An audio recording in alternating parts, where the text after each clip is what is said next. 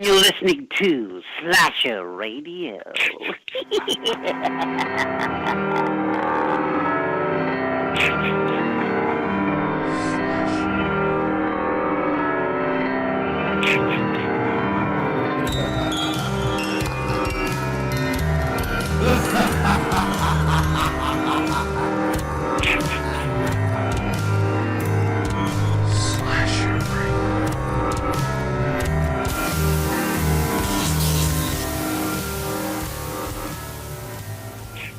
We are joined by I'm trying to think of the proper word. Let's just go with the legendary, iconic Dee Wallace. And Miss Wallace, thank you again so much for joining us. How's your night going so far? It's going great. Now it's better because I'm with you all. Oh, that's Aw. wonderful. Wonderful. We could go on for days until next Halloween with all the great projects that you've worked on. But I kind of wanted to generalize a little bit and ask you what drew you to the horror genre, because that's predominantly the roles that you choose. You know, I didn't go looking for the Okay. horror. It found me. But after it found me, I went, oh, this is what I really love to do. This is, gives me an opportunity to play a lot of colors and a lot of emotions and a lot of arcs that I love to play because I love to do the emotional stuff. So I was kind of bought and sold after the first couple of experiences there. That's great. It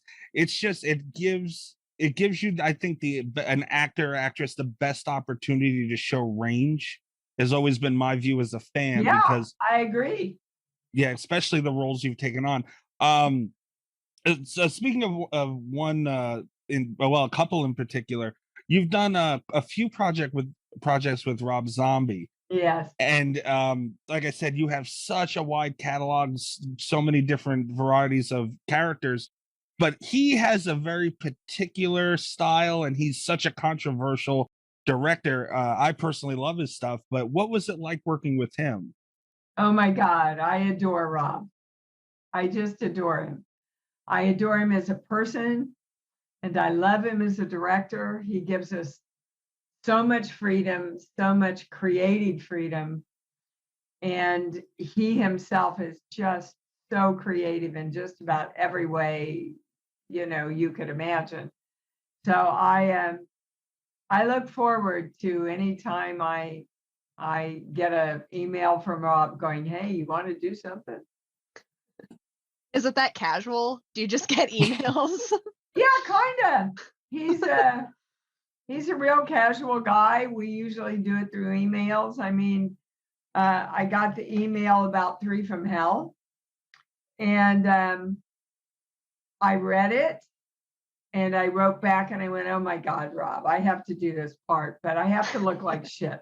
Okay, I have to dye my hair brown and no makeup, and I want horn-rimmed glasses on, and she can't look like me." And there were a few seconds that went by and he emailed back and he went, okay. He trusts his actors. He has a very clear vision of what he wants. And he trusts his actors to embellish that, which is, of course, the best. It's the best formula for getting the most creative and highest work you can on film, I think. He does it again from a fan perspective. He seems like he has that family aura around his projects. You see a lot of the same faces come up, and that as an actor, that must be, having that freedom. I would imagine must be gold. Well, it is for me. I think it's everything. If an actor knows they have the freedom to shoot off into what comes in to their psyche, it can make the difference between a brilliant performance and a good performance. And every great director that I've ever worked for in film allows you to do that. What are some roles that also, because I mean, it's hard to quite put the finger on it, but you seem like when you're in a freer role, I don't know if that's a word, but but you kind of have some type of magic to the roles that you put on screen. Are the majority of your roles like that? Are you trusted most of the time, or are there any particular roles where maybe you get more freedom? I would say in film, I am always trusted. On TV, I'm not sure really anybody is these days. Mm-hmm. Um, and I think that's unfortunate. When I was coming up, even on a TV show, you had freedom to bring in your ideas and go, hey, what about this? Not so much these days. And I think they're losing a lot of the magic that can happen. Does that make it more fun to do movies than television? In most instances, I would say yes. And then, of course, I had a great time working on 911 Mm-hmm. this last year. But yeah, these days, the confines that an actor and a director are in are much greater. Yeah, it seems like it too. I do want to talk about your more recent project, 13 Fanboy. But before we do, I do kind of want to reminisce a little on some of the other classics that you gave us with one more question. In the age of all the stuff that's coming back, we just seen Candyman this year, and Halloween just came out today as we're recording this. What would you think about a Cujo remake? I wouldn't do it. Really? Oh. Any I wouldn't reason? do it. Why? I agree. I I agree. mean, you can't, we couldn't do a better version of Cujo than we did. Hmm. Now, if it's an extension of Cujo, if it's taking place later on, and Tad's grown up and we're dealing with it in some way, and that I might consider, but only if the dogs are not CGI. I wouldn't do it with Yes. CGI. I think my fans would freaking kill me. I mean It it. would be That's disappointing. the only reason I agreed to do Critters Attack. Hmm. I said, look, I like the script, but are you going to use the real critters or are you going to do CGI? They said, no, we're going to use, the original critters. And I said, okay, I'm in then. That's awesome. And it's. I think we've kind of gotten because everything was a remake. We could bring up Friday the 13th, Nightmare on Elm Oh, Street. dear God, aren't we sick of it? Yes. Sick of it. Yes. Can't stand the. We could go. That's a topic for another day. But we have kind of gotten into the age. Candyman was kind of a continuation, and so was Halloween. So I think that could be a really good avenue for something like Cujo. And it was such an iconic film. I think it would a continuation of that story done correctly, as you were saying. And correctly, yeah. That's the key, and would be great. Yeah. I don't know. That film just about killed me. So Really, oh, are you kidding? Have you seen it? I several times. I mean, emotionally and physically, it was the hardest film I've ever done. Hardest Really? project I've ever done. Any particular? I mean, physically, I could imagine, but anything that really stands out? The whole freaking movie, honey. I mean, all that emotion takes so much physical Hmm. focus and energy. And, working with a 6-year-old kid and a dog, whenever they worked, they printed it. Mm-hmm. So I had to be full on every single solitary scene. So every scene that you see in Cujo, we filmed 8, 12, 15 times. Wow. That's a lot of emotional output. Let me tell you, they treated me for exhaustion at the end of that film. Oh wow. It paid off. Cujo, Thank you. amazing film, but yeah, wow. My favorite film of mine. I can see why. It holds up. I watched it Yep. not that long ago again, and it's just I was amazed at just how good it held up. Yeah, thank you. Yeah. Yeah, I have a lot of Amazing film. people come to talk to me at the conventions going, oh my God, Dee, I watched this when I was young, and now that I'm a parent, I see a whole different film. Oh, I believe it. Yeah, sure. You really do. And hearing you talk, I mean, that stuff kind of, and it's a shame that it goes unnoticed, maybe a rough word, but as a viewer, we don't think about all that and what you would have to do. I mean, You're working not supposed to. right, but it's when you do, it's like, oh my God, like how? You're just, my job is to take you on the ride. And if Mhm. you are on the ride with me, I've done my job. And that's why I love Cujo so much, because I think I went as far as I could go, Mhm. as truthfully as I could go there. And really, you can't ask much more of yourself as an actor than that. Absolutely, absolutely. All right, so you have a project coming up, 13 Fanboy, and this is such Yeah, an interesting concept and so many yeah. people involved. What drew you to this project initially? The idea, what you Mhm. just mentioned. I mean, I read it and I went, I can't believe nobody has come up with this idea before. Mhm.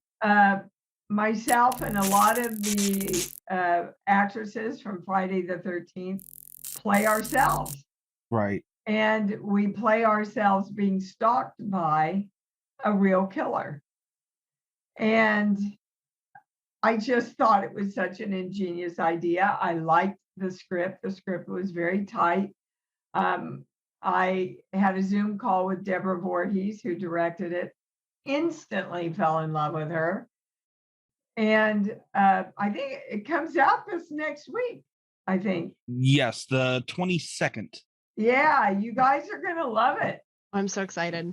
It's a real homage to the Friday the 13th films, and it really stands on its own also. Yeah, and the cast is packed. I mean, there's a lot of, Yeah. you get a lot of sometimes you get a lot of big names and you kind of get lost in the quality. And what was it like working with such a busy cast? And how do you feel, us not have seen it yet, they did with not getting too busy with the cast? Well, I think everybody knew their job and Mhm. knew what they were supposed to serve in it. A lot of the people in the cast are friends of mine. We're on the circuit together a lot. It was easy. It was easy. And I don't think anybody came in feeling like, oh, I'm the star here, right? Mhm. Because we knew we were all there to support the story, that all of us were being stalked. And it was easy for me. It was an easy shoot. It was easy to work with all these actors that knew exactly what they were doing. And I think the fans are just going to really get off on it. Yeah, I can't wait. You had mentioned earlier the emotion and everything that comes out of certain roles. What was it like playing yourself? Easy. Mhm. I have played. Well, first of all, let me start out by saying you always use yourself. Mm-hmm. And sometimes you use little pockets of yourself more than you use your totality of yourself. Like the Frighteners definitely wasn't me. The victim in the beginning and the killer at the end. That wasn't Dee Wallace, but it's a part of Dee Wallace, Mm-hmm. 2 parts of Dee Wallace that I really know or can tap into. E.T., very much who I am. Right. 13 Fanboy, very much who I am, although I've never been face to face with someone who wants to kill me. I have been in the position of being in fear of my life from something I don't know. So I think, and on a more ethereal note, we've all been here so many times. We have so many lifetimes, Mm-hmm. going on, that we all know what it's like to be murdered or to be the murderer, to be a queen, to be a slut, you name it. We just have to, although I don't think I've ever been a queen. I think you are now. It's I love you. What do you It's mean? harder for me to tap into that royal bitchiness, if you will. But trailer trash and sluts and hookers and quintessential mothers that are filled with love. I've lived a lot of lives playing those parts, I can tell you. That's great. And what was it like? Kind of getting. It's not really a Friday the 13th movie, so I'm gonna try and be careful saying it. But it's like you said, a homage to, and it's within the universe of the Friday the 13th. What is it like, kind of getting your feet in there and being involved in that whole universe of Friday the 13th in a way? I really didn't ever look at it that way. Mhm. I'm not sure I'd look at any movie that way. Right. I had a job to do. I had a character to bring alive, truthfully. Hmm. And I felt like I served her really well. I'm thrilled that the people who are big fans of Friday the 13th are going to want to see this film. I think they're going to be really pleased and happy about it. But my job is to just go in and do the best I can do as an actor. Fair enough. Fair enough. Oh, another question that I had was, how far do you think the could this be its own franchise? And I can't wait to see it on the 22nd, because I feel like that something like this, like you said, the concept's so amazing. Do you think that this is something that could branch off into possibly its own thing? Because I don't like, yeah, even though I mentioned I don't like that so many people look at it as a Friday the 13th spinoff in a way, but do you think this has enough in it to become maybe its own thing and maybe No, spread? No. I think it was a brilliant idea, Hmm.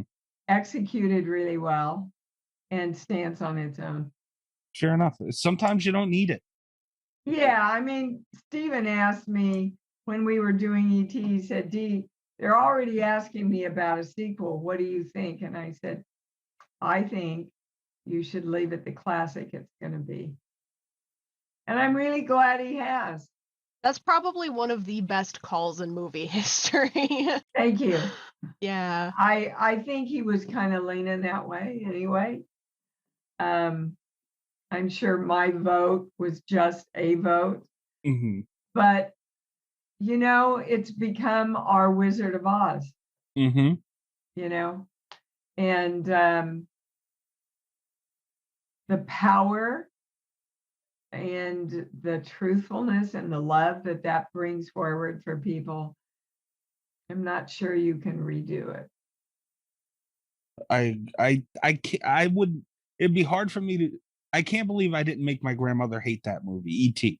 I'm glad you brought it up because I burned that VHS out, and Yeah. it's got to be hard to turn that down though, because it was like a once in a lifetime movie, and how do you not do a sequel with all the money sitting on the table? And it's got to be hard to turn around and leave that there, but it's the better choice a lot of times. Well, that's a testimony to Steven Spielberg in it. Yeah, you trust yourself to do it again. Absolutely. So I'm glad. Hmm. Somebody asked me about a sequel about a month ago. I said, look, dude, the kids are grown, the dog's dead, and I'm old. What are you going to do? I mean, I'm happy to come in and be the grandmother to Henry, and E.T. comes back and visits Henry, and, we befriend him again and protect him again and know how valuable he is again. But really, do we need that? Really? I agree. I agree. It's just isn't it weird that nothing new is really sticking? Like you know what I mean? Like there's so many things that you'll get a hit here Well, and now there. that's not true. I understand what you're saying, but oh my God, can't think of the name of the movie. The guy, oh my God, I can't think of it. But the sequel just came out, and it's really good. And it was a new, innovative about, you can't speak. Oh, A Quiet Place? A Quiet Place. Thank you. Yes, I yeah. loved that I so thought much. it was a fabulous film and a new idea. And one really that I can tap into. Actually, I used that in a scene from The Howling because when I was in my 20s and I just moved out here, and we were living in a duplex, and I had to have my tonsils taken out, which, as an adult is pretty tough. Hmm. So I couldn't speak. I didn't have a voice. Well, somebody broke in to the downstairs when I was upstairs. Oh my God. And I couldn't scream. I couldn't even call anybody because I couldn't talk. Hmm. So I crawled under the bed, but I remember that terror of not being able to scream. Oh, wow. And so when we got to that scene in The Howling, where I'm in with Eddie Quist and he's showing the porno movie, and you see me going, that's what I used, was that moment when I was so terrified and I couldn't talk. Wow. Wow. Yeah, I couldn't imagine being in that. We see these movies and certain scenes, and I think I do it. I try and do it a lot. You put yourself in the scene and try and it brings so much more emotion to the movie. Yeah. It's powerful when you're able to do that, and it's a testimony to the actors as well, being able to help you get there. Well, that's our job. And let me tell you, if we don't get there, Hmm. kind of like sex, if we don't get there, you don't get there as well. Yeah, Yeah. absolutely, absolutely. I mean, and you can really tell somebody who's acting it and somebody who really is emotionally in it. Yes, You can tell. 1,000,000%, 1,000,000%, and I think it goes to you see longevity in careers when you can tell, and Yeah. I agree 1,000,000%. Have you seen The Nest that's out? The Nest, no. Ah, it's really good. You Yeah. should. Yeah. Just I think it came out about a month and a half ago. It's a good old homage to the insect movies. Ooh. Mm. Yeah, I'm proud to be a part of it. I am And, looking that up now. And I have to mention, a lot of my horror fans don't know that I do healing work and that I have a healing practice all over the world. Do you? I do. And November 1st, you can pre-order, and I'm asking all my fans to come forward for me.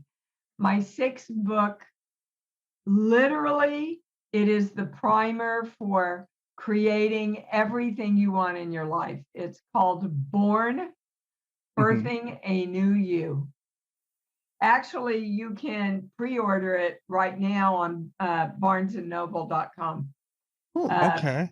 It'll be up on Amazon soon. That was going to be my question. Yeah. Yep. And then you can literally get it December 1st. But pre-order it now because I'm hoping there's going to be a big rush on it. And accompanying that, I have a children's book that, Yes, I was going to ask you about that. yeah, teaches the first thing that we all have to have in alignment for getting what we want, which is choosing. And most of us don't ever choose. We hope, we dream, you know. In the good book, it says, ask and it is given. But ask in the original Hebrew means claim or demand. So it's really, this will be delivered to me.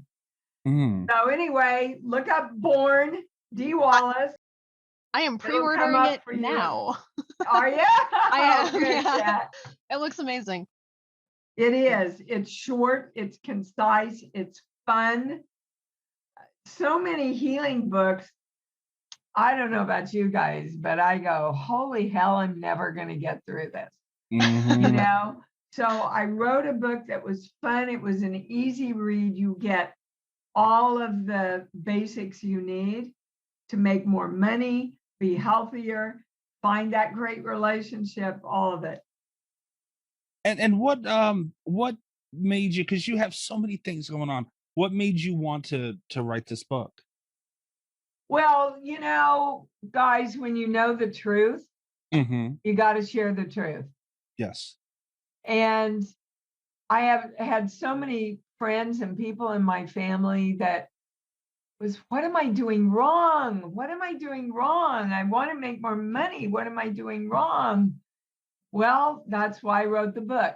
So everybody literally has, you do this and you do this and you do this and you do this, and then you will manifest. And my assistant said to me today, Dee, you know, the only reason that people should have to read this book is to look at your life and everything that you're creating. I'm telling you, I had one of the best years I ever had during COVID. Really? Yeah, I did. Because I didn't accept the limitations. I just didn't. I said, yeah, okay, so there's limitations. What do I get to create today anyway? Oh, wow. Yeah. And it's the universe goes, oh, let's go play there. You know, it's interesting too, guys, because I never really understood I was channeling until I started channeling, that I had been channeling most of my characters that I've done. Really? And if you talk to Louis Teague from Cujo, he says in a lot of his interviews, I can't explain how Dee did that performance. She just channeled it. And it's true. I just got out of the way and let Donna come in. And that has to be so difficult to do. No, it's easy. Really? That's the whole point. Creation and channeling. Everybody can channel, guys. Everybody. Kids do it all the time, you know, with their imaginary friends and all that. Anybody can channel, but you have to believe you can, and you have to be open to it. And you have to know that there's just energy. There's no positive or negative energy. Energy just is. And then when you direct it, it can become positive or negative. But there's no such thing as negative energy attacking you. Sorry, horror fans, but it's just not true. Well, I'm having trouble remembering the last time I bought a book, but I just pre-ordered this. And it's not even because you're here and because I'm such a big fan of yours.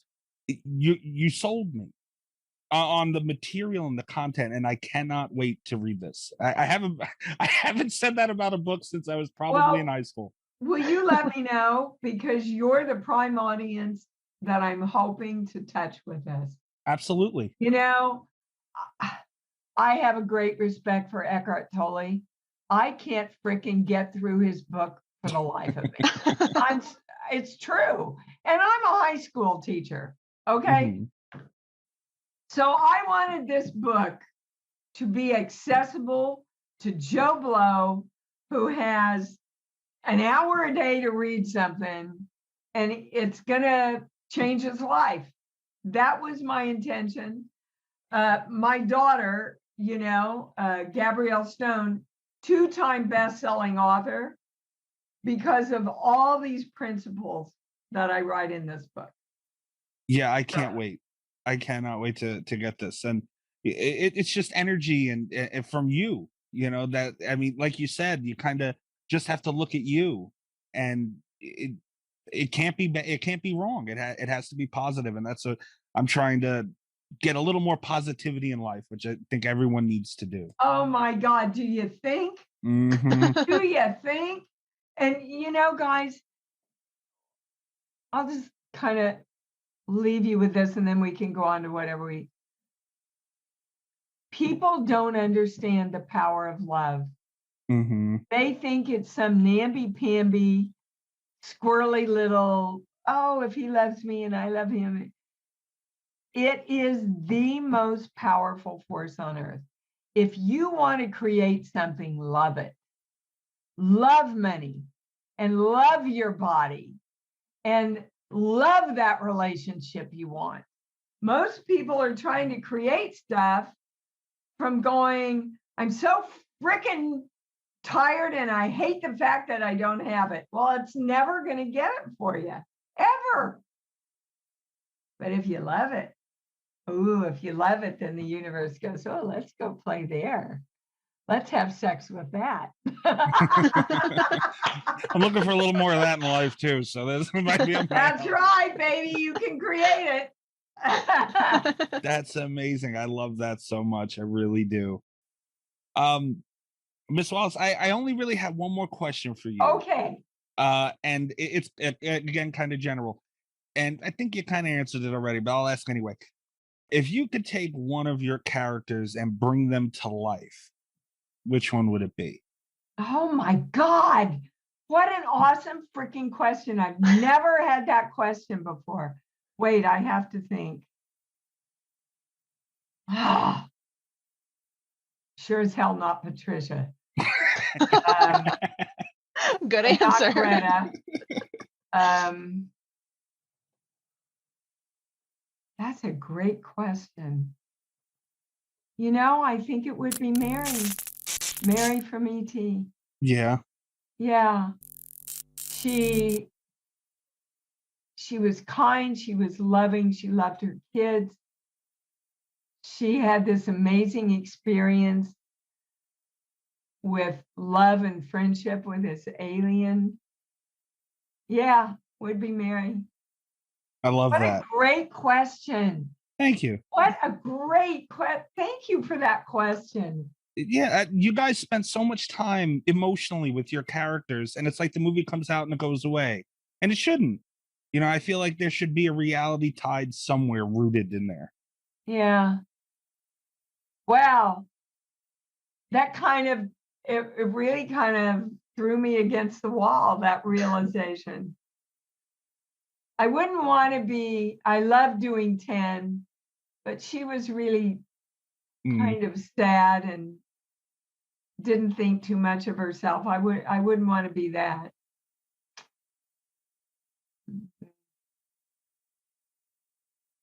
Yeah, I think Mary.